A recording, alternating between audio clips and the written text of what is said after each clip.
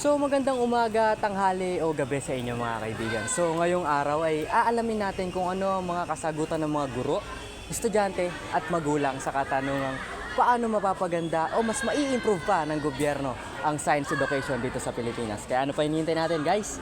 Let's go!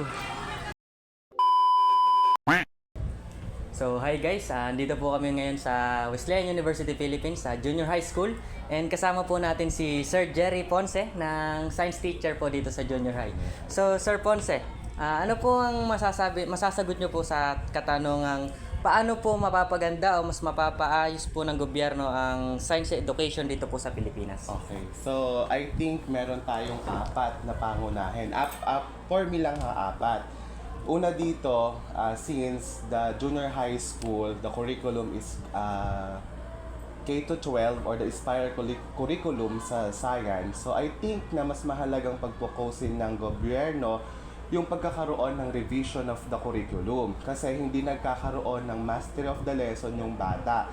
Pagka grade 7, grade 8, grade 9, and grade 10, napopokus dun lahat yung apat na field na Earth and Science, Biology, Chemistry, and Physics. Kumpara dun sa BEC curriculum na talagang magpo-focus pag third year is Chemistry, pag fourth year is Physics. So nagkakaroon dati ng Master of the Lesson kumpara ngayon na nakakalimutan na nila. Next one is the funding.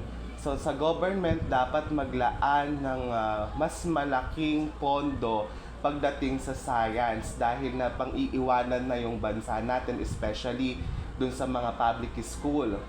So hindi naman katulad dito sa private, meron tayong mga kagamitan na napoprovide ng university. Pagdating naman sa tawag dito sa mga government, so limited yung access nila. Next natin is upgrading the laboratories. Napakahalaga sa science, lalong-lalo na sa junior high school, dahil ang mga bata is curious, hindi lang sila natututo by know the concept of the lesson, but in the same time, natututo sila pagka nakikita nila in the real world experience. For example, kapapaliwanag mo yung concept, kasunod naman nun is yung experiment para ma-improve yung knowledge nila regarding dun sa particular topic. Last natin is the, I think mahalaga din yung seminar for all the science teachers. So, hindi lang kasi dapat na magpo-focus once na nakagraduate ang science teacher. So, hindi lang siya mag-i-stop kung sa ano yung napag-aralan niya. But in the same time, kailangan yun ng continuous na pag-aaral para makasunod sa tawag dito, para makasunod doon sa ibang bansa yung kung ano yung objectives na naipapakita nila, lalong-lalo na sa pagtuturo ng science pagdating dito sa junior high school. So I think yun yung mga apat na pangunahin na kailangan i-improve ng gobyerno para maging competitive ang mga estudyante natin o yung mga matatapos na mag-aaral, pwede natin i-compete in the different countries, in the different sa mga larangan nila. So yun lang. So, andito po tayo ulit sa Wesleyan University Philippines and kasama ko po ngayon ang isang estudyante dito sa Wesleyan University Philippines. Pangalan niya ulit ay si Kathleen. Ayan. Third year, tama?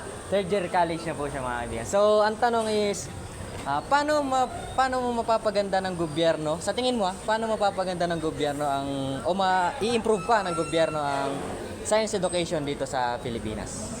Para sa akin, mas mainam kung magkakaroon sila ng donation sa mga pagpublikong paaralan para magkaroon ng mga bagong equipment sa science laboratory nila.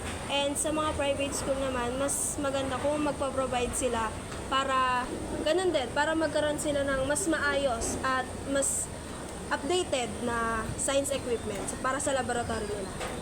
Okay, back na again mga kaibigan. Andito tayo ulit sa Wesleyan University Philippines and kasama po natin si Ma'am Ashrey Esteban. Ma'am Ashrey Esteban. So, Ma'am Ashrey, ano po masasabi niyo sa katanungang paano mapapaganda o mas mai-improve pa ng government ang science education dito sa Pilipinas? For me, mas i-apply nila through laboratory than the lessons. Kasi mas matututo yung mga estudyante sa loob ng laboratory, especially kung nagagawa nila or napapractice nila yung nasa loob ng curriculum. Tapos mas mapalawak pa nila yung curriculum. Hindi yung puro words, memorization. Kasi pagka ganun, madali lang kalimutan ng estudyante, lalo na yung mga bata. Pero pag napapractice nila sa environment, sa loob ng laboratory, mas maintindihan nila, tapos mas matututo sila. Napakagandang sagot mga kaibigan. So maraming salamat sa iyong oras. Ma'am Ashley, thank you po. So hi guys ulit, andito naman tayo sa labas ng Wesleyan University Philippines at mag-interview naman tayo ng isang parent po dito sa labas. And siya po is si Ma'am Lovely, sir. Ma'am Lovely po. And Ma'am Lovely, ang katanungan po is, paano po, ano po sa tingin nyo ang mai-improve po ng gobyerno at paano po mai-improve ng gobyerno ang science education dito po sa Pilipinas? Siguro kung magpi-field trip yung mga bata, mas mag-focus tayo sa may mga museum, kung saan may madadagdag sa mga knowledge nila. Tapos, siguro pagdating sa technology, mas dagdagan pa yung kaalaman ng mga bata kasi kadalasan ngayon naka-online, pero yung mga student hindi pa rin ganun ka-techy masyado. May mga hindi pa rin sila alam. Kaya mas maganda kung i-improve ng mismong school yung kaalaman ng mga bata tungkol sa mga technologies. So, maraming salamat po Ate Lovely sa magandang sagot po. Salamat po sa oras. Sige po. Thank you po. Sa kabuuan mga kaibigan at base din sa mga sagot ng aming mga na-interview, ang science education ay nangangailangan ng masusing pagbabago at mahalagang pagtuunan ng pansin ang pagbibigay ng sapat na pagsasanay sa mga guro at isa na din ang pagkaroon ng kaalaman sa paggamit ng mga modern technology at kagamitan. Sabi nga ni Plato, opinion is the medium between knowledge and ignorance. Salamat sa panonood. Yun lamang po. Palandre Gulapa. It's Ryan Soliasa out. Peace!